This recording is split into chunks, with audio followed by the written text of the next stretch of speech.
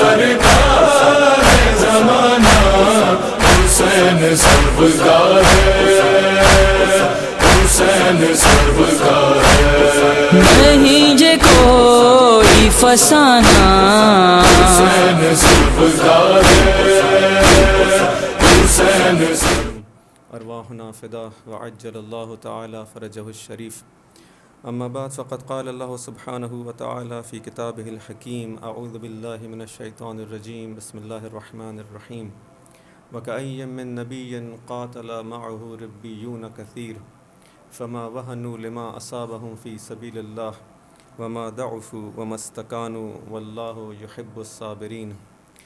وما كان قولهم إلا أن قالوا ربنا اغفر لنا ذنوبنا وإسرافنا في أمرنا وثبت أقدامنا وانصرنا على القوم الكافرين فآتاهم الله ثواب الدنيا وحسن ثواب الآخرة والله يحب المحسنين. ایک درود بھیجے محمد و آل محمد پر.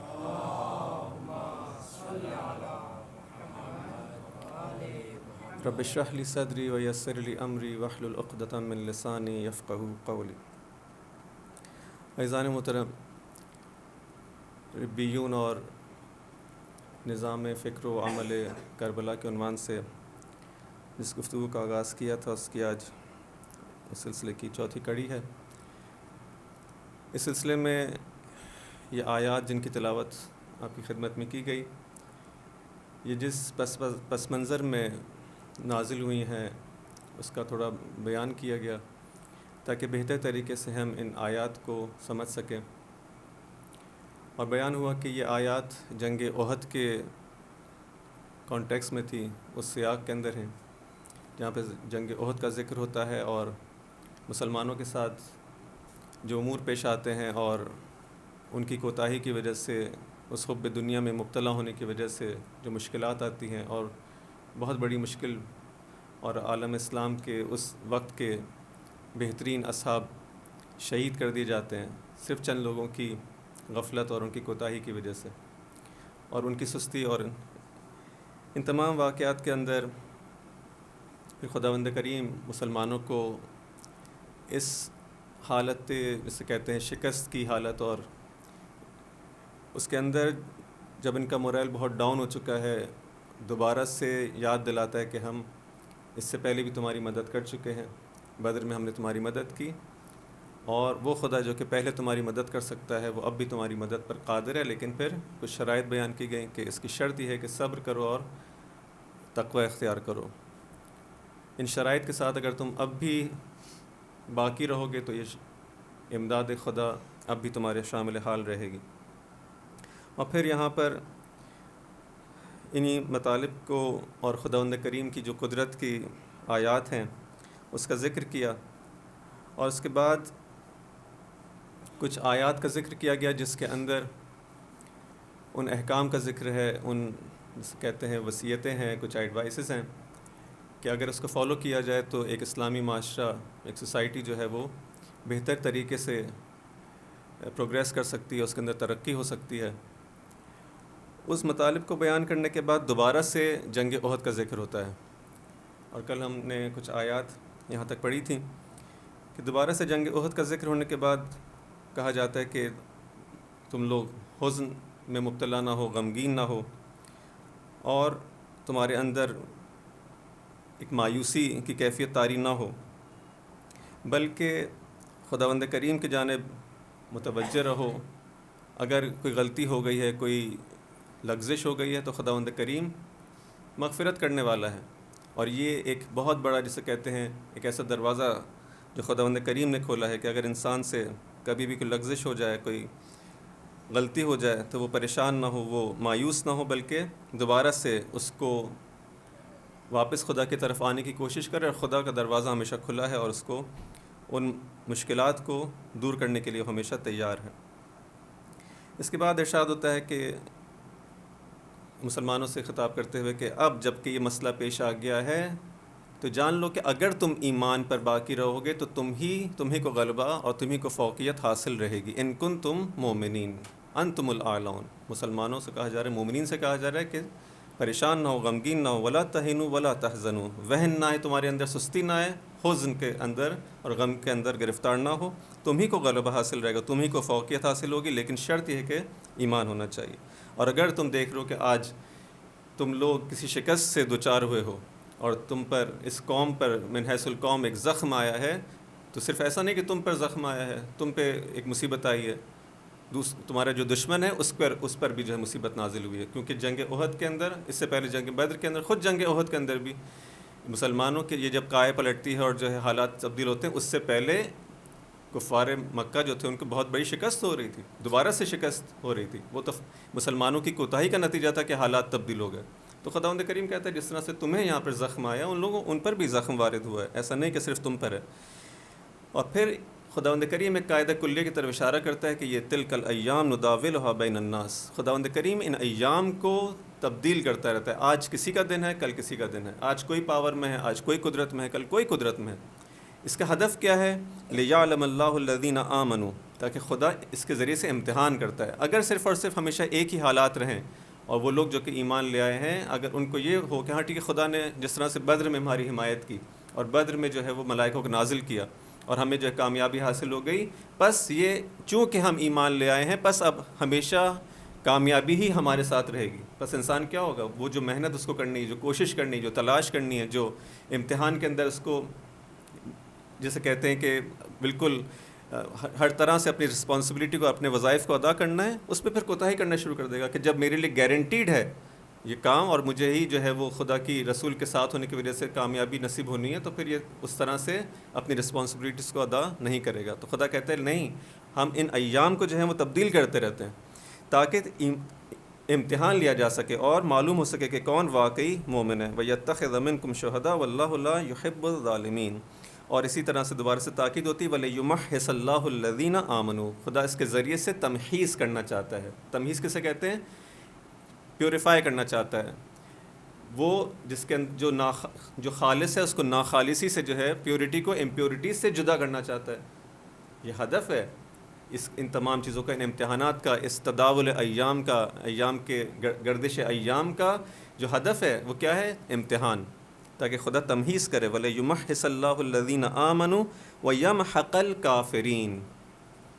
تمحیص جو ہے، جو پیوریفائی کرنا ہے، یہ دو جہت سے پیوریفیکیشن ہے۔ ایک خود اس مومن کی کافر سے، کہ جب امتحان آتا ہے تو معاشرے کے اندر وہ افراد جو کہ ادعا کرتے ہیں کہ ہم ایمان لانے والے ہیں، ہم خدا کے بندے ہیں، نیک لوگ ہیں، ساری چیزیں، وہ جدا ہو جاتے ہیں ان لوگوں سے کہ جو یعنی جو واقعی ایمان لانے والے تھے، وہ ان لوگوں سے جدا ہو جاتے ہیں کہ جو صرف سرسری زبانی جو ہے وہ ادعا کرتے ہیں، یا وہ کہ جو کافر ہیں اور وہ جو کہ مومن ہیں، ان کے درمیان تمیز ہو جاتی ہے، نیک لوگ ایک طرف، برے لوگ ایک طرف۔ یہ تمحیص کا دوسری تمحیص جو ہے کیا ہے؟ خود مومن جو ہے اس کے اندر، کہ وہ اس کے لیے بھی واضح ہو جائے کہ وہ کتنے پانی میں ہے، کتنا زیادہ جو ہے واقعاً جو کل تک ادعا کر رہا تھا، اب جب کہ مشکل آئی ہے تو واقعاً اپنے ادعا کے اوپر جو اس نے دعویٰ کیا تھا اس کے اوپر باقی ہے یا نہیں۔ اب جب کہ مشکل آ رہی تو وہ اتنی اس کے اندر ہمت وہ نہیں پاتا، یا اس کے جو ان مشکلات کے اندر اس کی اگر اس کے اندر ایسی کوئی برائیاں ہیں وہ سامنے آ جاتی ہیں۔ جب انسان جب بالکل نارمل حالات چل رہے ہوں، جس کے اندر کوئی مسائل نہ ہوں، مشکلات نہ ہوں، تو انسان کو اپنی کمزوریوں کا علم نہیں ہو پاتا۔ جب مشکل آتی اس وقت اندازہ ہوتا ہے اچھا میں تو اس کے لیے تیار نہیں تھا، میرے اندر اتنی کیپیبلٹی نہیں تھی جس کا میں سمجھ رہا تھا کہ میں مقابلہ کر سکتا ہوں، لیکن جب اس کو امتحان میں ڈالا جاتا ہے، جب اس کو سختی میں ڈالا جاتا ہے، وہاں پر خود اس مومن کے لیے بھی کیا ہے؟ پیوریفیکیشن کا باعث ہوتا ہے، اس کی جو امپیورٹیز ہیں وہ سامنے آ جاتی ہیں۔ پھر اس کو اب اس کا اختیار ہے کہ جب اس کے لیے چیز واضح ہو گئی کہ یہ امپیورٹیز اس کے اندر موجود ہیں، اب اس کو کس طرح سے دور کرتا ہے، لیکن خدا اس کے ذریعے سے ظاہر کر دیتا ہے، ان امپیورٹیز کو اوپر لے آتا ہے، اور اسی طرح سے کافر اور مومن کے درمیان بھی جدائی یہاں پر ہو جاتی ہے۔ اسی لیے فوراً کہا کہ اس تمحیص کے نتیجے میں، اس امتحان کے نتیجے میں، اس پیوریفیکیشن کے پروسیس کے نتیجے میں کیا ہوتا ہے؟ وَيَمْحَقَ الْكَافِرِينَ، خود بخود کافر بھی جو ہیں، کفار جو ہیں، وہ بھی آہستہ آہستہ مہک کے اندر چلے جاتے ہیں۔ مہک کسے کہتے ہیں؟ آپ نے دیکھا ہوگا کہ چاند جو ہے اپنی جو پروسیس پورا کرتا ہے 29-28 دن کا، اس کے بعد 28ویں دن یہ یعنی 14ویں کے دن کے بعد آہستہ آہستہ دوبارہ سے جو ہے وہ یہ دوبارہ سے جسے کہتے ہیں کہ چھوٹا ہوتا چلا جاتا ہے، یہاں تک کہ 28ویں دن یہ غائب ہو جاتا ہے، مہک میں چلا جاتا ہے یا محاق میں چلا جاتا ہے۔ اس کو کہا گیا کہ وَيَمْحَقَ الْكَافِرِينَ، اس تمہیز کے نتیجے میں کافر کیا ہوں آہستہ آہستہ ختم ہو جائیں گے. کس طرح سے ختم ہو جائیں گے؟ کہ جب ایک معاشرے کے جب امتحان لیا جائے گا، مشکلات آئیں گی خداوند کریم کی جانب سے. اب یہ رذائل جو ہیں، یہ جو امپیورٹیز ہیں، جو بری صفات ہیں، یہ کفار کے اندر بھی ظاہر ہوں گی. وہ کفار جو کہ فرض کریں اپنے بارے میں بہت بڑے بڑے ادعا کرتے ہیں کہ ہم یوں ہیں، اس طرح سے ہیں، ہماری طاقت ایسی ہے، ہماری سویلائزیشن ایسی ہے، ہمارا سسٹم ایسا ہے، جو ان کے پاس فرض کریں دنیا کے اندر جو چیزیں ہیں، وہ خود بھی کیا ہے، جب مشکلات پیش آئیں گی، جب یہ امتحانات لیے جائیں گے، یہ جنگیں ہوں گی، یہ مختلف قسم کے جو امتحانات ہیں خداوند کریم کی جانب سے، تو اس کے اندر سے کافروں کی بھی جو رذائل جو ہیں، کافروں کی بھی جو بری خصوصیات ہیں، کافروں کی جو حقیقت ہے وہ بھی سامنے آنا شروع ہوگی. جب سامنے آنا شروع ہوگی، لوگوں کے لیے عیاں ہوتا چلا جائے گا کہ یہ کافر جس چیز کا ادعا کرتے ہیں اور جو بڑی بڑی باتیں کرتے ہیں کہ ہمارا سسٹم ایسا ہے، ہماری سویلائزیشن ایسی ہے، ہمارا تمدن ایسا ہے، اس کی حقیقت نہیں ہے. اس کے پیچھے بہت زیادہ برائی ہے، بہت زیادہ بھیانک جو ایک حقیقت ہے کہ یہ آہستہ آہستہ کھل کے سامنے آتی ہے. اور جیسے جیسے کھل کے سامنے آتی رہے گی، کفر جو ہے کمزور پڑتا چلا جائے گا، یہاں تک کہ وہ یمحق کافرین. اس تمہیز کے نتیجے میں کافر بھی جو ہے ختم ہوتے جائیں گے، مومن قوی ہوتا چلا جائے گا. کیوں؟ کیونکہ اس کی امپیورٹیز دور ہو رہی ہیں، وہ پیوریفائی ہوتا چلا جا رہا ہے، خالص ہوتا چلا جا رہا ہے. اور ساتھ میں جو کافر ہے اس کی برائیاں سامنے آتی چلی جائیں گی، اور وہ اپنے جسے کہتے ہیں اپنے وجود کے اندر، اپنی قوت کے اندر کمزور پڑتا چلا جائے گا، یہاں تک کہ انشاءاللہ کہ آخر زمان کے اندر ایک وقت آئے گا کہ صفحہ ہستی سے ختم ہو جائے گا، یا اس کی قوت باقی نہیں رہے گی. وہ یمحق کافرین. بس اس تمہیز کو انسان یہ نہ سمجھے کہ کیا، بلکہ یہ ایک ایسا چیز ہے کہ خداوند کریم کی جانب سے ایک ایسا سسٹم ہے کہ جو انسان کو اور اس پوری انسانیت کو کمال کی طرف لے جانے کے لیے ہے. پھر جیسے ہی ان مومنین کے دل میں اگر یہ خیال آتا ہے کہ اب جب کہ ہم رسول کے ساتھ ہیں، اب جب کہ ہم حق کے ساتھ ہیں، تو بس یہی کافی ہے. اسی جسے کہتے ہیں کہ کامیابی کے لیے اور کمال تک پہنچنے کے لیے فوراً کہا، اسی مطلب کو مزید تقویت دی کہ تم صرف اور صرف اس وجہ سے کہ تم رسول کے ساتھ ہو اور تم نے نام لے لیا ہے کہ ہم مسلمان ہیں، مومن ہیں، ام حسبتم ان تدخلوا الجنہ، اسی وجہ سے تم کو جنت میں داخل کر لیا جائے گا، صرف اور صرف اس گمان کے نتیجے میں. وَلَمَّا يَعْلَمِ اللَّهُ الَّذِينَ جَاهَدُوا مِنْكُمْ وَيَعْلَمَ الصَّابِرِينَ. جب تک کہ خدا واضح نہ کر دے خود تمہارے لیے اس امتحان کے ذریعے سے، اس تمہیز کے ذریعے سے، اس پیوریفیکیشن کے پروسیس کے ذریعے سے جب تک واضح نہ ہو جائے، وَلَمَّا يَعْلَمِ اللَّهُ الَّذِينَ جَاهَدُوا، کہ کون ہے تم میں سے جہاد کرنے والا، خدا کے راستے میں تلاش کرنے والا، کوشش کرنے والا، جب تک یہ اور وہ لوگ جو کہ صبر کرنے والے ہیں، استقامت دکھانے والے ہیں، جب تک یہ الگ نہ ہو جائے، مشخص نہ ہو جائے، معین نہ ہو جائے کہ ہاں یہ لوگ ہیں، بس جب تک مجاہد اور وہ شخص جو کہ قائد ہے، جو بیٹھا ہوا ہے، جو کہ فقط جو ہے وہ ہر چیز کے انتظار میں ہوتا ہے کہ اس کو وہ چیز جو ہے آمادہ کر کے پیش کر دی جائے تو قبول کرے گا، خود کوئی محنت کرنے کو تیار نہیں ہے. نہیں، مجاہد ہونا چاہیے انسان کو، نہ کہ جو ہے قائد اور بیٹھے ہوئے فقط انتظار کرنے والے.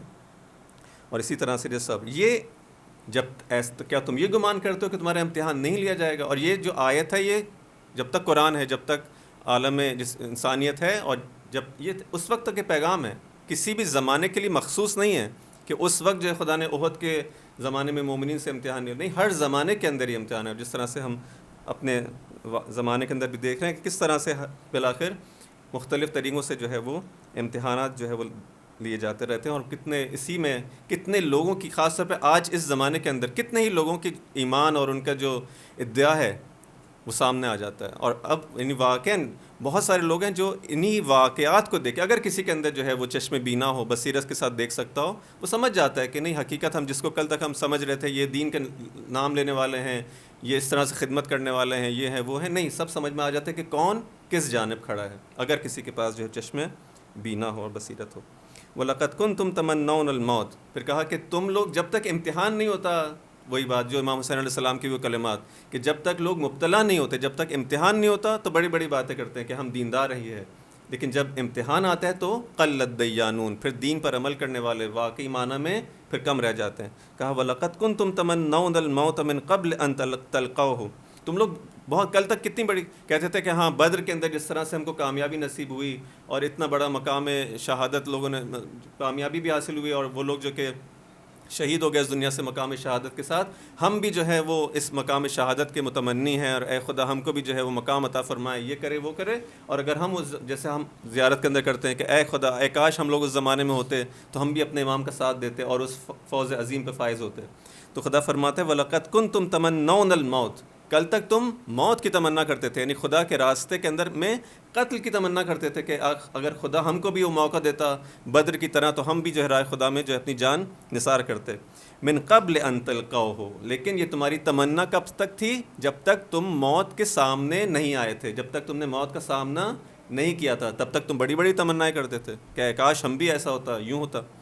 من قبل ان تلقوہ فقد رأیتموہ، اور پھر جب تم نے اس کو دیکھ لیا، اپنی موت کو اپنے سامنے دیکھ لیا، احد کے اندر دیکھ لیا کہ اب تو موت سامنے ہے، وَرَأَيْتُمُوهُ وَأَنْتُمْ تَنْظُرُونَ، پھر وہاں پہ تم فقط نظارہ کرتے رہ گئے، وہاں پر تمہاری اب ہمت نہیں تھی، کیا اختیار کیا؟ فرار کا راستہ اختیار کیا، یا جنگ سے پہلے ہی جو ہے وہ دیکھا کہ نہیں اب تو بہت جاؤ، حشم والا لشکر آ رہا ہے، 5000 کا لشکر ہے، اب اس کے سامنے تو جانا، تو پہلے ہی بہت سارے لوگ الگ ہو گئے کہ نہیں ہم تو معذرت کر لی کسی بھی وجہ سے، اور بہت سارے وہ لوگ کہ جب جاتے ہیں اور اس مارکے کے اندر اور پھر دیکھتے ہیں کہ نہیں اب تو موت واقعاً بالکل سامنے ہے، وہاں پہ پھر فرار اختیار کرتے ہیں۔ فقط رأیتموہ وانتم تنظرون، تم فقط نظارہ گر تھے، تماشا گر تھے، پھر تمہاری وہ تمنائیں، پھر تمہاری وہ ادعا کہ ہم یہ ہیں اور موت کی تمنا کرتے ہیں، شہادت کے متمنی ہیں، وہ سب سامنے آ گیا۔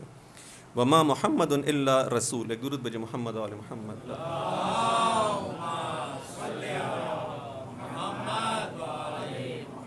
قد خلت من قبلہ الرسول، دیکھو یہ جو رسول اللہ ہیں صلی اللہ علیہ وآلہ وسلم، یہ کیا ہیں؟ یہ خدا کی طرف سے نمائندہ ہے، خدا کی طرف سے رسول ہے، اس کا کام ہے کہ پیغام کو تم تک پہنچا دے، دین کو تم تک پہنچا دے۔ ان سے پہلے بھی جو ہے ہم نے انبیاؤں کو، رسولوں کو بھیجا پیغام لے کر۔ اب یہ جو رسول ہے اس کا کام کیا ہے کہ وہ پیغام حق جو ہے وہ تم تک پہنچا دیا جائے۔ تمہاری ذمہ داری کیا ہے؟ جب تم ان آیات کو، بینات کو، معجزات کو، اس کے براہین کو، اس کی باتوں کو جب دیکھو کہ ہاں یہ حق پر ہے، اس کی تم نے ایکسیپٹ کرنا ہے، اس کو قبول کرنا ہے۔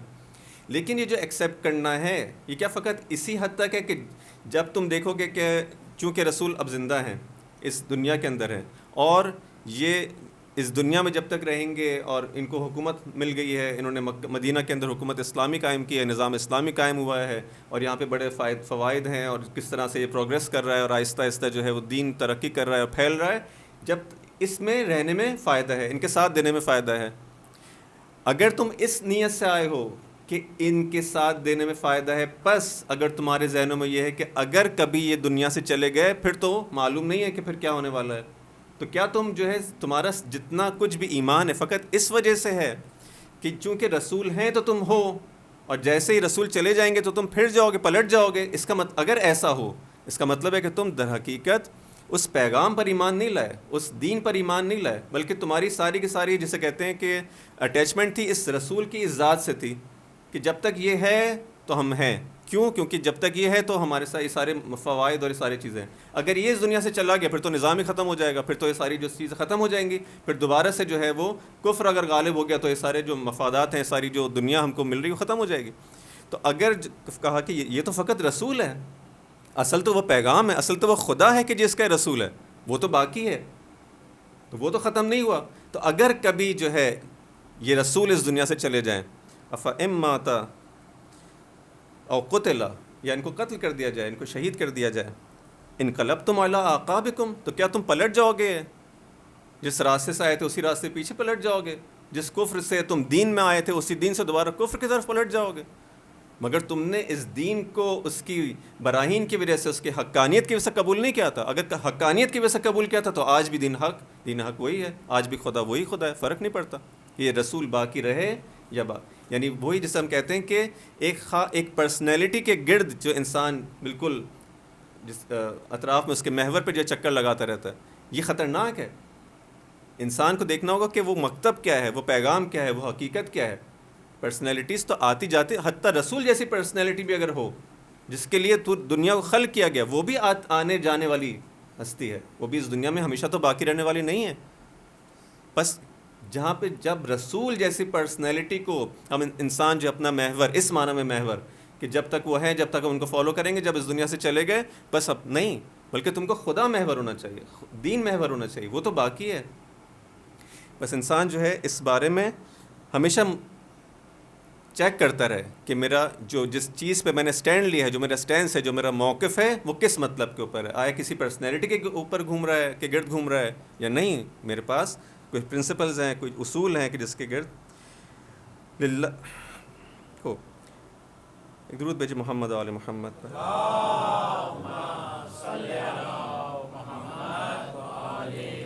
تو کیا تم پلٹ جاؤ گے جس راستے وَمَن يَنْقَلِبْ عَلَىٰ عَقِبَيْهِ، اور اگر کوئی پلٹ جاتا ہے تو یہ نہ سوچو کہ خوب آج ہم جو ہے یہ سمجھ کے یہ تمہارے ذہن میں خیال آ جائے کہ چونکہ ہم رسول کا ساتھ دے رہے ہیں تو ہم بہت بڑا احسان کر رہے ہیں، ہماری وجہ سے یہ دین قائم ہے. ہم نہ ہوتے تو کیا ہوتا؟ ہم ہیں تو یہ دین نا.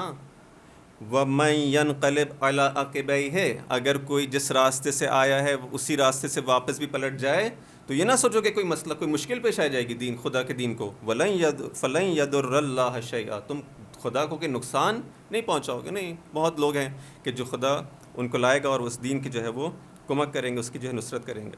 وَسَيَجْزِي اللَّهُ الشَّاكِرِينَ، اور خدا شاکرین کو جزا دیتا ہے. خوب، اس سے پہلے تک کی تو جو گفتگو تھی اس کے اندر ان لوگوں کا ذکر تھا کہ جن کے اندر یہ شائبہ تھا، جن کا ایمان اتنا کمزور اتنا محکم نہیں تھا، جن کے اندر ان کو کہا گیا کہ یہ ایسا نہ ہو کہ تم پلٹ جاؤ، ایسا نہ ہو کہ تمہارے اندر جو ہے ذرا سا تزلزل آ جائے، پریشان ہو جاؤ، گھبرا جاؤ کہ اب کیا ہوگا، وہ رسول ہی چلا گیا اس دنیا سے. لیکن کچھ لوگ ایسے ہیں کہ جو ہر حالت کے اندر دین پر باقی رہنے والے ہیں، جو یہ نہیں دیکھتے کہ اس وقت کیا ہے، دین جو ہے فرض کریں اس کو قوت نصیب ہو رہی ہے یا دین کے اوپر جو ہے مشکل حالات ہیں. نہیں، ہر حالت کے اندر دین کا ساتھ، ہر حالت کے اندر خدا کے ساتھ ہے، چاہے کچھ بھی ہو جائے. چاہے رسول جیسی شخصیت بھی ان کے سامنے، اب احد کا چونکہ تذکرہ ہے اسی کانٹیکس میں بات ہو رہی ہے کہ اگر تمہارے، کیونکہ احد کے اندر کیا تھا، ایک نعرہ بلند ہوا کہ رسول تو جو ہے وہ قتل کر دیا گیا، ان کو مار دیا گیا. اب یہاں پر مسلمانوں کے اندر ایک بہت بڑا جسے کہتے ہیں ان کے ایک ہلچل مچ گئی، وہ رسول کو جو ہے وہ شہید کر دیا گیا. تو یہاں پر اس کیفیت کو بیان ہو رہا ہے کہ تم کیا صرف رسول کی وجہ سے ہو یہاں پر، یا تم اس خدا کی وجہ سے یہاں پر ہو. اور اسی وجہ سے بہت سارے لوگوں نے جو فرار اختیار کیا، کہا کہ اب تو اس کا مطلب ہے کہ معاملہ ختم ہو گیا، اب تو رسول ہی اس دنیا سے چلے گئے، تو جس وجہ سے ہم ایمان، بعض لوگ شاید اس وجہ سے ایمان لے کر آئے تھے کہ اس دنیا ان کو مل جائے گی. تو بہت سے لوگ پلٹنا شروع ہو گئے، دین سے پلٹنا شروع ہو گئے. کتنا خطرناک ہے. دین سے نہیں، فقط جنگ سے فرار کیا، دین سے، کہ جس راستے سے، کیونکہ الفاظ بھی جو قرآن نے استعمال کیے ہیں کہ جس راستے سے تم آئے تھے اسی راستے سے واپس پلٹ جاؤ گے. تم کفر سے دین کی طرف آئے تھے، اسی راستے سے واپس کہیں نہ پلٹ جاؤ. لیکن ان درمیان کچھ ایسے لوگ بھی ہیں کہ خداوند کریم ان کی تمجید کرتا ہے یہاں پہ، وَسَيَجْزِي اللَّهُ الشَّاكِرِينَ. لیکن کچھ ہیں کہ جو شاکرین ہیں. اور یہ شکر کیا ہے؟ شکر جو ہے آپ جانتے ہیں کہ شکر جو ہے کسی نعمت کے اظہار کو کہتے ہیں. اگر آپ کو کوئی شخص جو ہے تحفہ دیتا ہے، کوئی آپ احسان کرتا ہے تو آپ اس کا شکریہ بجا لاتے ہیں. اس میں کیا ہوتا ہے؟ یعنی اظہار کرتے ہیں اس نعمت کا کہ جو آپ کو دی گئی ہے. بس نعمت کے اظہار کو شکر کہتے ہیں. اس کے اپوزٹ کیا ہے؟ اس کے ضد کیا ہے؟ کفر ہے. کفر کے اندر چیز کو حقیقت کو چھپا دیا جاتا ہے. شکر کے اندر اس چیز کو ظاہر کر دیا جاتا ہے، حقیقت کو ظاہر کیا جاتا ہے. آپ اس کو چھپاتے نہیں ہیں بلکہ منعم کا جو ہے وہ شکر بجا لاتے ہیں، یعنی اظہار کرتے ہیں کہ ہاں یہاں مجھے اس سے جو ہے نعمت ملی ہے. ایک اظہار جسے کہتے ہیں نعمت ہے کہ مجھے اتنی بڑی نعمت دی گئی، اتنا بڑا مجھ پر احسان ہوا. اور دوسرا خود بخود جو ہے اس کی یاد ہے. اگر یاد ہوگی منعم کی تو اس کا آپ شکر بجا لائیں گے، اس کا وہاں پہ اظہار کیا جائے گا. اور تیسری چیز یہ کہ جب کوئی شکر یہ ہے کہ اگر کوئی جو چیز بھی انسان کو دی جائے، جو نعمت اس کو ملتی ہے، اس کو اس چیز میں استعمال کرنا کہ جس کے لیے وہ دی گئی ہے، جس چیز کے لیے، جس ہدف کے لیے دی گئی، اس چیز میں اگر اس کو استعمال کیا جائے اس کو ہم شکر کہتے ہیں. بس ایک تو اظہار ہے، جب نعمت ملتی ہے اس کا اظہار ہو، اور اس نعمت کو اسی کام میں، اسی ہدف میں استعمال کیا جائے جس کے لیے دی گئی ہے.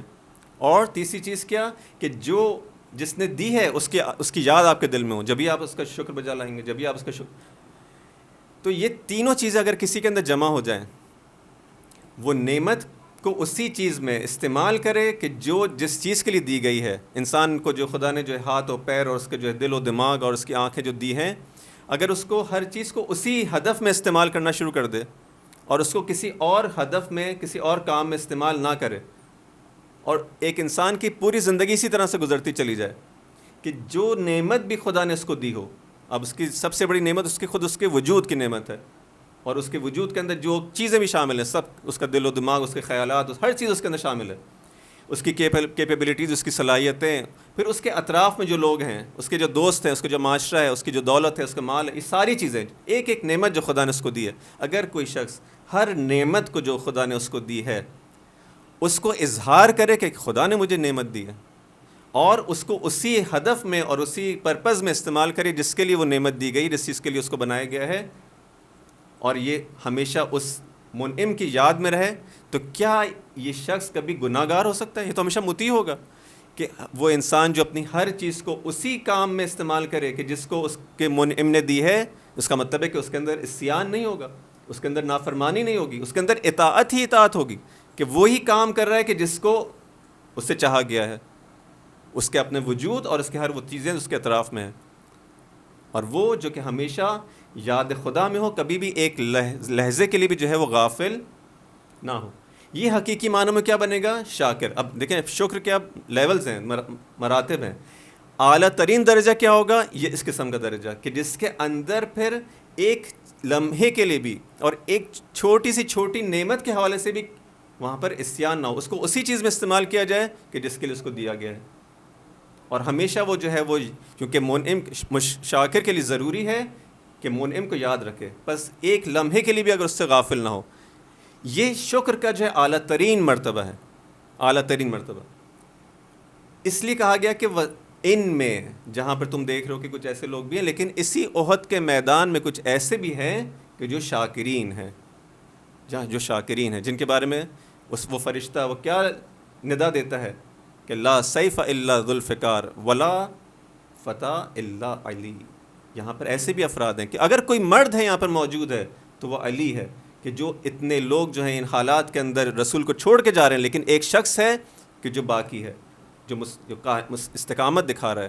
اور ان کو خدا کہتا ہے یہ شاکرین ہے. وَسَنَجْزِي اللَّهُ الشَّاكِرِينَ، کہ جو ایک لمحے کے لیے نہ غافل ہوتے ہیں خدا سے، اور نہ ایک چھوٹی نہ کسی نعمت کے بارے میں اس کی نافرمانی اور عصیان کرتے ہیں، جس کی پوری زندگی جو اطاعت خدا میں گزر جائے. خوب اسی مطلب کو قرآن کریم، اسی مطلب کو کہ شاکرین کا جو اعلیٰ ترین مرتبہ ہے، یہ وہ مرتبہ ہے کہ جس کے اندر اس انسان کی زندگی میں کبھی گناہ نہیں ہے، کوئی معصیت نہیں ہے. خوب اسی مطلب کو قرآن کی ہم کچھ اور آیات کے اندر بھی دیکھ سکتے ہیں. درود بھیجیں محمد و آل محمد پر.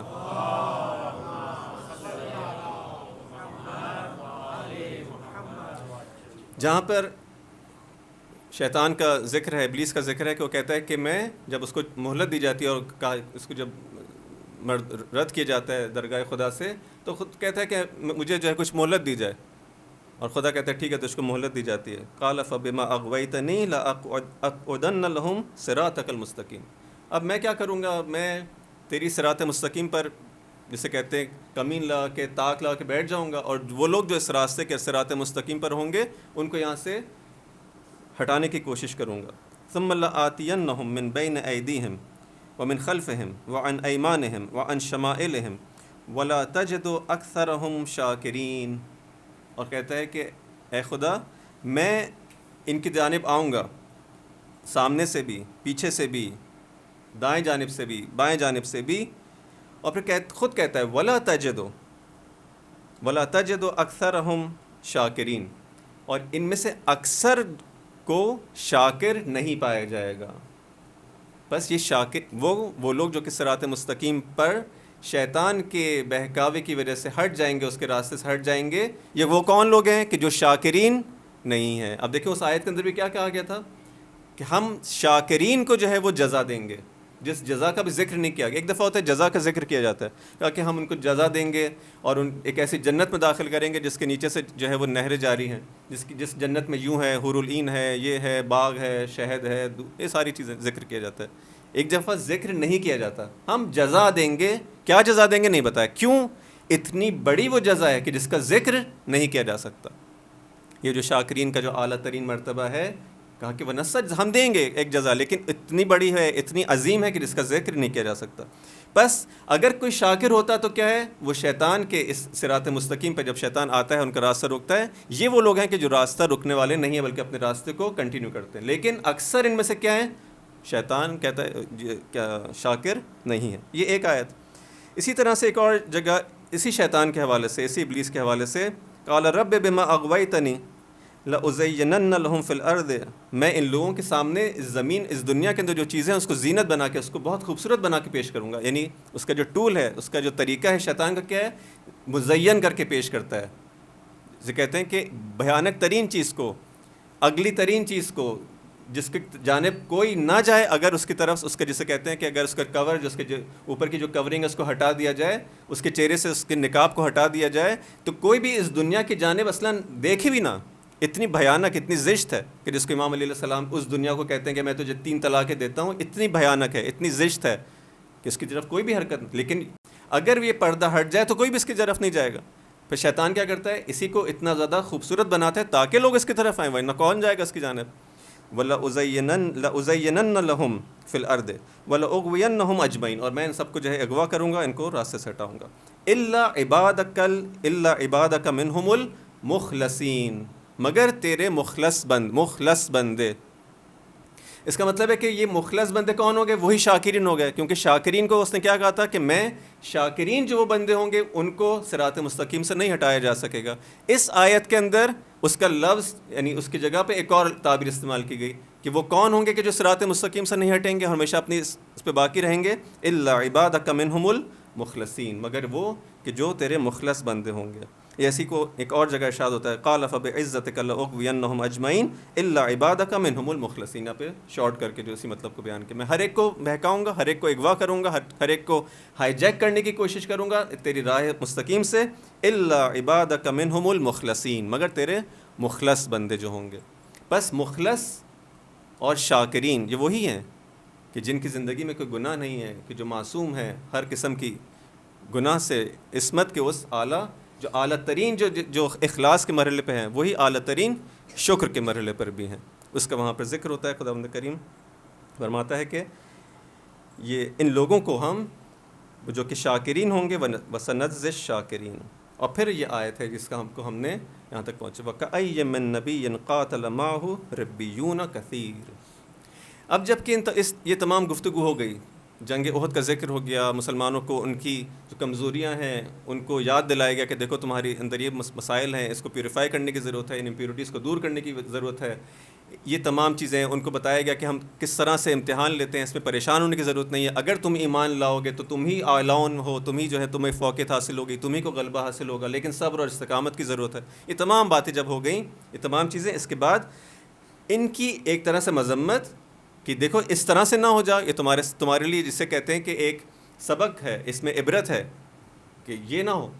لیکن اس کے ساتھ ساتھ ہمارے پاس بس جہاں پر ان کی توبیخ کی جا رہی ہے، ان کی مذمت کی جا رہی ہے، وہاں پر خدا پھر ایک اور لوگوں کا ذکر کرتا ہے. لیکن ہمیشہ ایسا نہیں کہ ایسے، بلکہ ہمارے پاس کچھ اور لوگ بھی ہیں. وَكَأَيٍّ مِّن نَبِيٍّ قَاتَلَ مَعَهُ رِبِّيُّونَ كَثِيرٌ.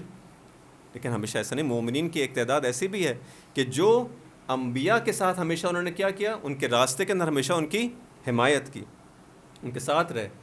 یہ کون لوگ؟ یہ ربیون ہیں، یہ وہ اللہ والے ہیں، یہ جو رب سے منتسب ہیں، رب کے بندے ہیں، اللہ کے بندے ہیں، اللہ والے ہیں. وَكَأَيٍّ مِّن نَبِيٍّ قَاتَلَ مَعَهُ رِبِّيُّونَ كَثِيرٌ.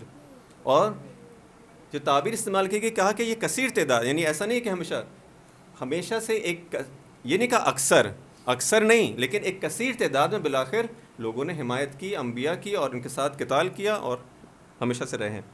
فما وهنوا لما اصابهم في سبيل اللہ. اور پھر اس راستے کے اندر جو مشکلات آئیں، جو امتحانات لیے گئے، جو مصیبتیں وارد ہوئیں، اس کے اندر یہ سست نہیں پڑے، ان کے عزم کے اندر سستی نہیں آئی. وما ضعفوا، اور یہ کمزور نہیں پڑے. بس عزم ایک ہے وہن، کہ کہا کہ عزم کے اندر، ارادے کے اندر کوئی کمزوری نہیں ہے. جس ارادے سے چلے تھے اسی ارادے پہ ابھی باقی ہیں، تھکاوٹ نہیں ہے کوئی، اسی طرح سے اسی انرجی کے ساتھ. وما ضعفوا، اور نہ کوئی کمزوری دکھا رہے ہیں کہ مثلا اب جو ہے وہ جسے کہتے ہیں کہ مشکلات کے بعد اب جسمانی لحاظ سے، فزیکلی یا ظاہری طور پر اب ان کے اندر کوئی ضعف طاری ہو گیا ہو. نہیں، نہ ارادوں کے اندر، نہ ذہنی لحاظ سے سست پڑے ہیں، نہ عزم ان کا کم ہوا ہے، ابھی بھی اسی عزم کے ساتھ جو ہے آگے بڑھ رہے ہیں، اور نہ ہی جو ہے وہ ظاہری طور پر جو ہے کوئی کمزوری ہے. وما استکانوا، اور یہ کبھی بھی ان کے اندر استقامت نہیں پائی جاتی کہ جب حالات سخت ہو جائیں، امتحان سخت ہو جائے، دشمن کو دیکھیں کہ دشمن بہت زیادہ مثلا غلبہ ہے، اس کی طاقت بہت زیادہ ہے، اب یہاں پر آ کے جو ہے وہ اس کی ظاہری طاقت کے آگے استقامت دکھائیں، یعنی اپنے آپ کو سرنڈر کر دیں ذلت کے ساتھ.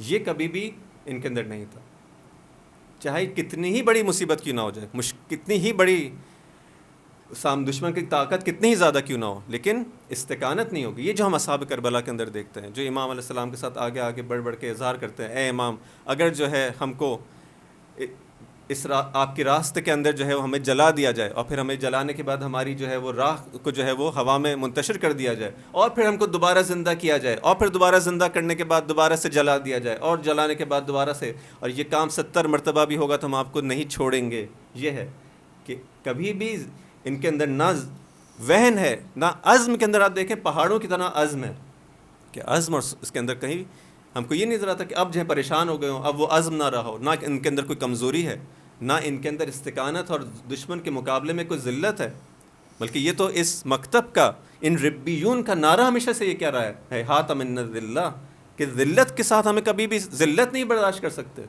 یہ وہی چیز، وہ مستقانو، کبھی بھی دشمن کے آگے ذلت کے ساتھ سرنڈر نہیں ہوں گے. واللہ یحب الصابرین، اور خدا صبر کرنے والوں کو. اس راستے کے اندر خدا کہتے ہیں اس کے اندر امتحان ہے، اس کے اندر اصابت ہے، مصیبت ہے، لیکن جو صبر کرے گا اس کے لیے خدا اس کو اجر عطا فرمائے. خدا اس سے محبت کرتا ہے. کتنا بڑا مقام یہ، خدا کسی سے جو ہے وہ محبت کرے. درود بھیجے محمد و آل محمد پر.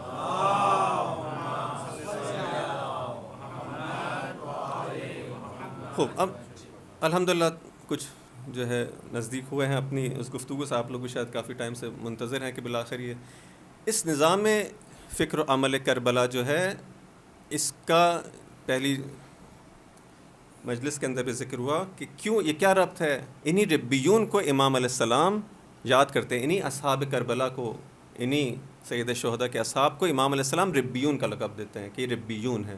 اور ربیون کو قرآن اس طرح سے بیان فرما رہا ہے. ہمیں بھی اگر ہم چاہتے ہیں، اب یہ ربیون جو ہے کسی ایک عصر سے، کسی ایک زمانے سے محدود نہیں ہے. انہوں نے کہا کہ کأی من نبی قاتل معه ربیون، ہر زمانے کے اندر یہ رہی ہے، سنت رہی ہے، یہ ہمیشہ سے تاریخ کے اندر رہا ہے. ہر زمانے کے نبی کے ساتھ، ان کے ساتھ کیا تھے؟ ربیون تھے، یعنی جو اللہ والے لوگ تھے جن کی صفات ہی ہیں. اگر کوئی خاص ایک قوم ہوتی، اگر کوئی خاص کسی جگہ تک محدود ہوتا تو کہا جاتا کہ ہاں مثلا یہ قوم یہ ان کا نام بیان کر دی جاتے. لیکن یہاں پہ صفات بیان کی گئی کہ ہر نبی کے ساتھ رہے ہیں، اور یہ وہ لوگ ہیں کہ جن کی صفت یہ ہے، اور یہ ان کی صفت. اب یہ صفات جہاں پر بھی پائی جائیں گی، جس زمانے کے اندر بھی پائی جائیں گی، یہ وہ ربیون ہوں گے. اور ہمیں بھی ایک طرح، جب قرآن کسی کی تمجید کرتا ہے، جب قرآن کسی کی تعریف کرتا ہے، اس کا ہدف کیا ہوتا ہے کہ تم بھی اس طرف آنے کی کوشش کرو.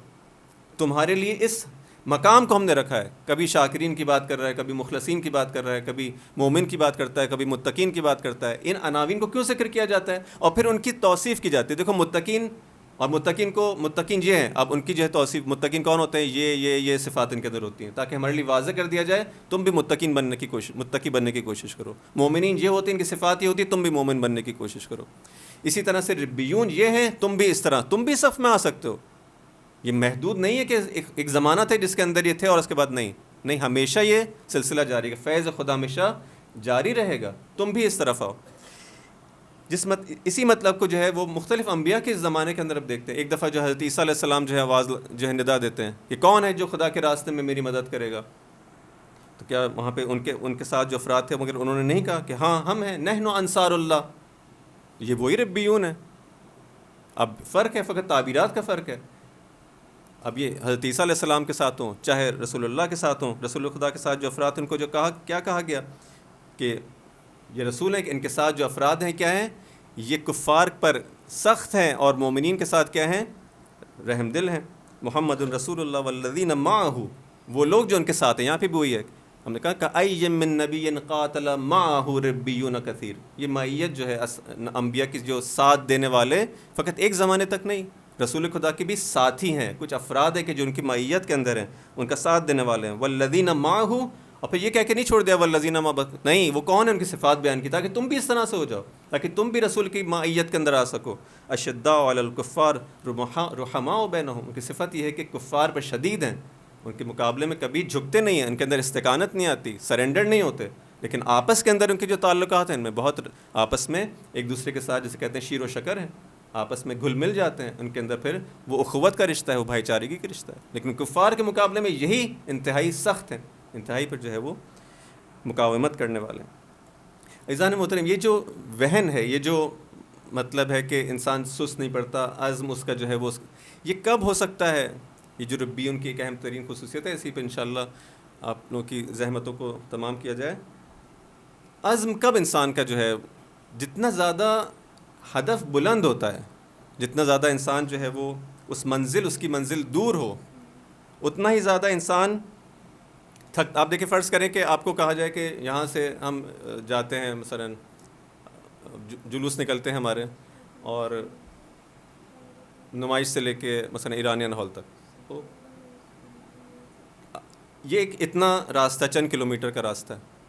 جیسے جیسے انسان اس کو طے کرتا رہتا ہے، وہ آخر میں جا کے ایک آثار جیسے تھکاوٹ اور مثلا وہ ظاہر ہوتے ہیں. لیکن شروع میں کیا ہے، انسان جو ہے بہت عزم کے ساتھ، بہت انرجی کے ساتھ جو ہے چل رہا ہے. اگر فرض کریں کہ اس ہدف کو اور آگے بڑھا دیا جائے، اس ہدف کو اور آگے بڑھا دیا، مثلا فرض کریں کربلا کی آپ جو ہے 40 کے زمانے کی واک لے لیں.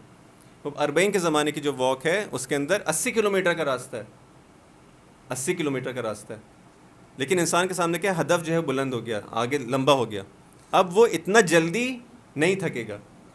اب اس کا جتنا زیادہ ہدف آپ دور کرتے چلے جائیں گے، دیر سے اس کے اندر جو ہے، اگر اس کے اندر تھکاوٹ آئے گی بھی تو اتنا جلدی نہیں آئے گی. اور چھوٹا ہدف کر لیں، اور جلدی جو ہے، جتنا زیادہ انسان کا ہدف بلند ہوتا ہے، اس کے اندر انرجی زیادہ اپنے اندر کیا کرتے ہیں، خود بخود اس کے اپنے اندر اس طرح سے انرجی کو بالکل زوم کر کے لے آتا ہے، ساری اپنے اپنی قوتوں کو جم کر لیتا ہے کہ مجھے راستہ لمبا طے کرنا ہے. آپ نے دیکھا بعض جو ہے خدا نے اس طرح کی بھی مخلوقات خلق کی ہیں کہ جن کو صحرا کے اندر جو حرکت کرنی ہوتی ہے، اس کے اندر اس طرح سے ہے کہ وہ اپنی اس غذا کو جو اس کو مل رہی ہے اس سے بہترین استفادہ کر سکے. اس کے اندر جسے کہتے ہیں کہ ویسٹیج کم سے کم ہو، زیادہ سے زیادہ اس غذا سے استفادہ کر سکے، کیونکہ اس کو اس صحرا کے اندر حرکت کرنی ہے. یا جس مطلب کو جو ہے وہ امام علیہ السلام نے تشبیہ دی کہ وہ پودا یا وہ درخت کہ جس کی جو ہے مالی جو ہے وہ اسے آبیاری کرتا ہے، اور ایک وہ پودا کہ جو صحرا میں پایا جاتا ہے. ان میں زمین آسمان کا فرق ہے. وہ پودا جو کہ جس کی مالی جو ہے وہ رکھوالی کر رہا ہے، وہ اتنا اسٹرانگ نہیں ہوتا، کیونکہ اس کو معلوم ہے کہ جب بھی مجھے ضرورت پڑے گی، مسئلہ نہیں ہے، تو غذا تو حاضر ہے یہ سب.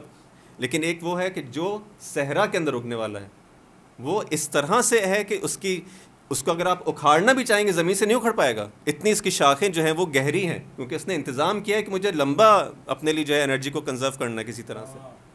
وہ مضبوط ہے اس کے اندر. اسی طرح سے وہ بچے آپ دیکھیں کہ جو بہت زیادہ ان کو لاڈ پیار میں، اس میں وہ اتنے ان کے اندر جسے کہتے ہیں کہ مشکلات کو فیس کرنے کی قوت نہیں آ پاتی. لیکن وہ لوگ جو سختیوں میں زندگی گزارتے ہیں، وہ پھر یہ ہر جگہ پایا جاتا ہے. انسان کا عزم جتنا زیادہ، اب اگر وہ لوگ کہ جو ربیون ہیں اس زمانے کے اندر، وہ اگر اپنے آپ کو اس طرح سے دیکھیں کہ ہم آخر الزمان کے لوگ ہیں اور ہماری ذمہ داری بہت زیادہ، ہم آخر الزمان جتنا زیادہ اس زمانے ظہور سے نزدیک ہو رہے ہیں، ہماری ذمہ داری تو اور بڑھتی چلی جا رہی ہے، کیونکہ ہم کو وہ کام انجام دینا ہے کہ جو آخری معرکہ ہے، جو آخری بیٹل ہے، اس کے لیے ہم کام ہمارا ہدف کتنا بلند ہے، کتنا زیادہ ہے، کتنا سخت ہے.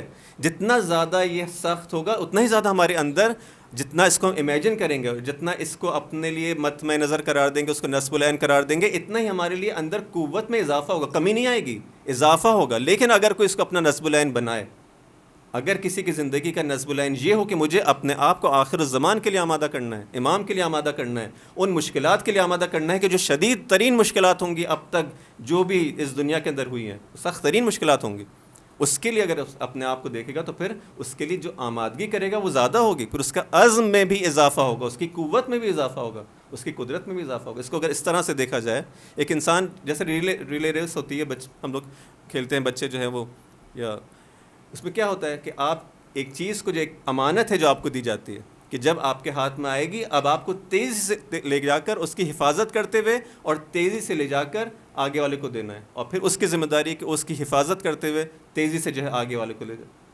اگر ہم اپنے آپ کو اسی طرح سے ایک ریلے ریس کے اندر فرض کریں کہ ایک امانت ہے جو ہم تک آئی ہے، ہم تک پہنچی ہے، اس کی ہم کو حفاظت کرنی ہے، اور اس ریس کے اندر جیسے جیسے ہم آخر تک نزدیک ہو رہے ہیں، اب وہ نزدیک ہے نا، اینڈ کا وقت نزدیک ہے، جتنا زیادہ اگر کوئی کھلاڑی دیکھے کہ اب تو میں بہت زیادہ نزدیک ہوں اس جو اینڈ اس کی جو لائن ہے جو وہاں سے نزدیک پہنچنے والا ہوں، اب اس کو اور زیادہ جو ہے اپنی اس امانت کی حفاظت کرنی ہوگی. ایسا نہ ہو کہ اینڈ ٹائم پہ اب جب کہ نزدیک ہے یہ مجھ سے ہاتھ سے چھوٹ جائے یا میں اس کو کنوے نہ کر سکوں، آگے نہ پہنچا سکوں. اس کی ذمہ داری کے اندر اور زیادہ احساس ذمہ داری کرے گا، اور زیادہ احساس رسپانسبلٹی کرے گا. اگر اس طرح سے ہوگا تو اس کے عزم کے اندر، اس کے ارادے کے اندر اور زیادہ شدت آئے گی، اور زیادہ اس کا تمام قوہ جو ہے وہ جم کے اس کے سامنے آ جائیں گے. درود بھیجیں محمد و آل محمد.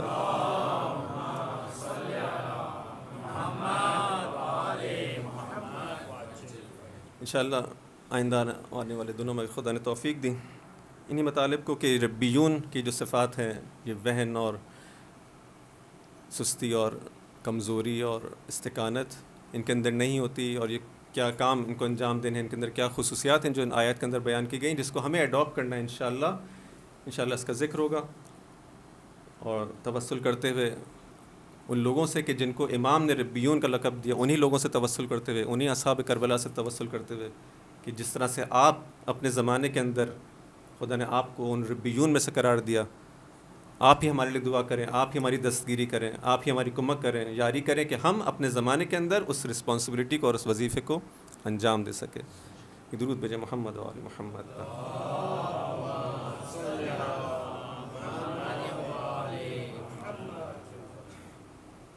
السلام علیک یا ابا عبداللہ وعلی الارواح التي حلت بفنائک علیک منی سلام اللہ ابدا ما بقیت وبقی اللیل والنہار ولا جعله اللہ آخر العہد منی لزیارتکم. السلام علی الحسین وعلی علی ابن الحسین وعلی اولاد الحسین وعلی اصحاب الحسین. ان اصحاب حسین علیہ السلام پہ جن پر ہمارا درود و سلام ہو. عجیب یہ ہستیاں ہیں، ناقابل فہم ان کا عزم، ان کا ارادہ، ان کی قوت سمجھ سے باہر. یہ وہ اصحاب باوفا ہیں کہ جن پر امام علیہ السلام نے فخر کیا، افتخار کیا کہ وہ اصحاب جو مجھے ملے نہ میرے بابا کو ملے، نہ میرے نانا کو ملے. عجیب ہستیاں ہیں کہ پہاڑ اپنی جگہ سے ہل جائیں لیکن ان کا عزم و ارادہ اس قدر قوی کہ یہ اپنی جگہ سے نہ ہلیں. امام علیہ السلام ان اصحاب پر ان کو بلاتے ہیں اور ان سب کو اذن دیتے ہیں کہ اگر تم جانا چاہتے ہو تو جا سکتے ہو. ان کو مجھ سے مطلب ہے، یہ میرے خون کے پیاسے ہیں، اگر تم لوگ جانا چاہو تو چلے جاؤ. لیکن کس طرح سے اصحاب امام علیہ السلام کے ساتھ اظہار وفاداری کرتے ہیں. یہ کیسے ہو سکتا ہے کہ ہم آپ کو چھوڑ کر چلے جائیں؟ ان کے لیے قابل تصور نہیں ہے کہ یہ کیسے ہو سکتا ہے کہ امام کو چھوڑ کے چلے جائیں.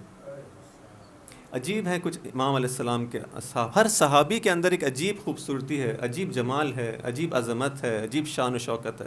ہر ایک کا اپنا اپنا کردار ہے. انہی صحابیوں کے اندر ایک شخص ہے انس بن حارث کاہل اسدی. یہ وہ ہے کہ جو بدر و حنین کے اندر رسول کا ساتھی ہے، بدر و حنین کے اندر رسول کا ساتھی ہے. اور جب اس کو خبر ہوتی ہے، رسول خدا کی بات سنتا ہے کہ میرا نواسا ایک وقت آئے گا کہ اس کو کربلا میں شہید کر دیا جائے گا، اور جو شخص بھی اور اس زمانے کو پائے اس کے لیے ضروری ہے کہ میرے نواسے کی نصرت کرے. جو زمانے کے اندر ہو اس کی ضروری ہے. انس بن حارث جب یہ بات سنتے ہیں کہ اس طرح سے کربلا میں آپ کے نواسے کو شہید کر دیا جائے گا، یہ اہالی کوفہ میں سے تھے، کوفہ کے رہنے والے تھے، لیکن سال ہا قبل واقع کربلا سے سال ہا قبل خود کو کربلا پہنچاتے ہیں، اور کربلا کے کسی حصے میں، کسی گوشے میں وہاں پہ پڑاؤ ڈالتے ہیں اور وہاں پہ زندگی گزارنا شروع کرتے ہیں. کیوں؟ کہ ایک دن میرے حبیب نے کہا تھا کہ میرا نواسا یہاں پر آئے گا اور جو شخص بھی اس زمانے کے اندر ہو اس کی ذمہ داری ہے کہ میرے نواسے کی نصرت کرے. یہ شخص سال ہا سال پہلے جب کوئی آثار نہیں ہے جنگ کے اپنے آپ کو کربلا اس بیابان کے اندر اس صحرا کے اندر پہنچاتا ہے کہ میں اپنے امام کے یعنی منتظر ہے. دیکھیں کس معنی میں منتظر ہے کہ میں اپنے امام کی نصرت کروں گا, میں اپنے امام کے اوپر اپنی جان کو قربان کر دوں گا. یہ شخص وہاں پہ سال ہر سال سے زندگی گزارتا ہے. ایک راوی کہتا ہے کہ ایک شخص اپنے بیٹے کے ساتھ ایک دن کربلا کے میدان سے گزر رہا ہے. دو لوگ ہیں اب کربلا کے میدان سے, وہاں کے رہنے والے ہیں یا ان کا گزر ہوتا ہے. دیکھتے ہیں کہ ایک شخص ہے, ایک بوڑھا شخص ہے, اس کربلا کے میدان میں اکیلا زندگی گزار رہا ہے. اس شخص سے سوال کرتے ہیں, اے شخص تم یہاں پر اکیلے یہ کیا اس صحرا کے اندر اس بیابان کے اندر کیا کر رہے ہو؟ کہتا ہے کہ میں منتظر ہوں اپنے امام کا کہ وہ آئے گا اور مجھے نصرت کرنی ہے اپنے امام کی, اور مجھے اپنا خون ان کے خون پر ملانا ہے. اب یہ جب واقعہ ہو جاتا ہے, یہ باپ اپنے بیٹے سے کہتا ہے کہ وہ شخص ہم کو جو کربلا میں ملا تھا اس نے ہم سے اس طرح سے کہا تھا, اور ذرا جا کے دیکھتے ہیں کربلا کے واقعے کے بعد, اور ذرا جا کے دیکھیں کہ اب وہ شخص زندہ ہے یا زندہ نہیں ہے. یہ باپ بیٹا کربلا کے میدان میں آتے ہیں جہاں پہ جنازے ابھی پڑے ہوئے ہیں, اور ان جنازوں کے درمیان دیکھتے ہیں اور اس شخص کو وہاں پا لیتے کہ ہاں یہ بھی وہی شخص ہے کہ جس نے ہمیں سال پہلے کہا تھا کہ میں منتظر ہوں کہ ایک دن اپنے امام پر اپنی جان کو قربان کروں گا. انس ابن حارث کاہلی. عاشور کا دن آتا ہے, امام علیہ السلام کی خدمت میں آتے ہیں, امام مجھے جنگ کی اجازت دیں. یہ ایک بوڑھا شخص ہے, دل کا جوان ہے لیکن جسمانی لحاظ سے بوڑھا شخص ہے. اتنا بوڑھا ہے کہ جب امام علیہ السلام اس کو جنگ کی اجازت دیتے ہیں تو اپنے سر پر جو امامہ باندھا ہوا ہے اس کو امامے کو کھول دیتا ہے اور اپنی کمر پر باندھتا ہے تاکہ کمر سیدھی ہو سکے. اس کی کمر خمیدہ ہے. کس طرح سے اصحاب امام حسین نے حجت تمام کی ہے ہر انسان کے لیے کہ دیکھو کسی پر کوئی حجت باقی نہ رہے, کہ کوئی یہ نہ کہہ سکے کہ میں بوڑھا ہوں, کوئی یہ نہ کہہ سکے میں مریض ہوں, کوئی یہ نہ کہہ سکے کہ میں بچہ ہوں. ہر شخص نے ہر قربانی اس کربلا کے میدان میں موجود ہے. اپنے امام علیہ السلام اس کو اجازت دینے کے بعد اس شخص کو دیکھ رہے ہیں صرف, اور کتنی محبت کی نگاہوں سے دیکھ رہے ہیں کہ کس طرح سے اپنے آپ کو آمادہ کر رہے ہیں جنگ کے لیے. امام کی نظروں کے سامنے ایک امامہ اتارتا ہے, اپنی کمر پہ باندھتا ہے, پھر ایک کہتا ہے کہ مجھے کپڑا لا کے دیا جائے. کپڑا منگواتا ہے. کپڑا کیوں منگوایا؟ تاکہ میں اپنی پیشانی پر اس طرح سے باندھ لوں کہ یہ جو بھویں ہیں یہ میری آنکھ کے اوپر جو آ رہی ہیں مجھے صحیح طرح سے نظر نہیں آتا, تاکہ میں ان بھووں کو اوپر کر سکوں, تاکہ صحیح طرح سے لڑ سکوں. اتنا بوڑھا انسان, لیکن اس کا دل دیکھیں کتنا قوی ہے, دل کتنا جوان ہے. امام علیہ السلام اس کو نظارہ کر رہے ہیں کہ کس طرح سے اپنے آپ کو قربان کر رہا ہے اپنے امام پر, اور گریہ کرتے جاتے ہیں. اور یہاں پر امام علیہ السلام اس محبت کے ساتھ اس کے لیے دعا کرتے ہیں کہ اے خدا اس سے راضی ہو جائے, اے خدا اس سے راضی ہو جا. انس جاتے ہیں اس بڑھاپے کے اندر جنگ کرتے ہیں, لیکن بالآخر ایک وقت آتا ہے کربلا کے اندر شہید ہوتے ہیں. اسی طرح سے ایک امام علیہ السلام کا ایک عجیب صحابی ہے کہ جو امام علیہ السلام کی خدمت میں آتا ہے سر جھکا کر, بہت انتہائی ادب کے ساتھ سر جھکا ہوا ہے, امام علیہ السلام کی خدمت میں آتا ہے, اے امام مجھے بھی جنگ پر جانے کی اجازت دے. امام علیہ السلام اس سے کہتے ہیں, اے جان تم تو ہمارے خادم ہو, تم نے خوشیوں کے وقت اچھے وقت میں ہمارا ساتھ دیا, اب جب کہ مصیبت کا وقت ہے میں نہیں چاہتا کہ تم ہمارے ساتھ, تم اپنے آپ کو مصیبت میں نہ ڈالو, اپنے آپ کو مشکلات میں کیوں ڈالتے ہو جان, میں تم کو آزاد کرتا ہوں, تم جاؤ اپنی زندگی گزارو. یہ جان ابو ذر غفاری کا غلام ہے اور سال ہر سال سے خاندان اہل بیت عصمت و طہارت کی خدمت کر رہا ہے. جب یہ سنتا ہے کہ امام علیہ السلام اس کو جنگ پہ جانے کی اجازت نہیں دیتے, بہت دل سے آیا تھا, بہت آرزو کے ساتھ آیا تھا کہ میں بھی اپنی جان کو قربان کروں گا امام علیہ السلام, لیکن امام علیہ السلام جب اجازت نہیں دیتے اس کا دل ٹوٹ جاتا ہے. امام علیہ السلام کی قدموں کے بوسے لینا شروع کرتا ہے اور گریہ کرنا شروع کرتا ہے, اور امام علیہ السلام سے کہتا ہے, اے امام میرے جسم سے بدبو آتی ہے, میرا چہرہ, میری رنگت سیاہ ہے, میرا کوئی حسب و نسب نہیں ہے، میرے حسب کے اندر کوئی شرافت نہیں ہے، اس لیے آپ نہیں چاہتے کہ میرا خون آپ کے خون سے مل جائے۔ امام علیہ السلام جب اس کی یہ بات سنتے ہیں کہتے ہیں نہیں جان، ہمارے ہاں رنگت کا کوئی مسئلہ نہیں ہے، کوئی سیاہ و سفید کا مسئلہ نہیں ہے، اگر تم جنگ پر جانا چاہتے ہو جاؤ۔ امام علیہ السلام سے اجازت لیتا ہے، جنگ پر آتے ہیں، لوگوں کو قتل کرتے ہیں، بلاخر ایک وقت آتا ہے جب کربلا کی سرزمین پر آتے ہیں۔ اب بہت سارے اصحاب ہیں کہ جنہوں نے کربلا کی سرزمین پر جب آئے تو امام کو آواز دی ہے کہ اے امام میری نصرت کو آئے، لیکن یہ جان جو کہ غلام ہے یہ سوچتا ہے کہ میں کیسے آواز دوں، میں تو غلام ہوں، میں کہاں، وہ بڑے بڑے اصحاب کہاں۔ یہ سوچ ہی رہا تھا کہ دیکھتا ہے کہ کوئی آیا ہے، کسی نے اس کا سر اپنے زانوں پر رکھا ہے، کسی نے اپنا سر اس کے زانوں پر رکھا ہے۔ آنکھیں کھولتا ہے، دیکھا ہے کہ امام تشریف لائے ہیں، امام تشریف لائے ہیں۔ امام کو جیسے ہی دیکھتا ہے ایک مسکراہٹ چہرے پر آتی ہے، جان خوش ہو جاتے ہیں کہ امام علیہ السلام نے مجھ کو یہ مقام دیا کہ میرے جنازے مجھ پر میرے پاس تشریف لائے ہیں۔ امام علیہ السلام کو دیکھتے مسکراتا ہے، امام علیہ السلام اس کو دعا دیتے ہیں، اے خدا اس کے چہرے کو روشن کر دے، اے خدا اس کے رخ کو جو ہے سفید کر دے، اے خدا اس کو ابرار کے ساتھ محشور فرما۔ وآخر دعوانا الحمد للہ رب العالمین وسيعلم الذین ظلموا أي منقلب ينقلبون۔ اے خدا ہماری اس قلیل سی عبادت کو قبول فرما۔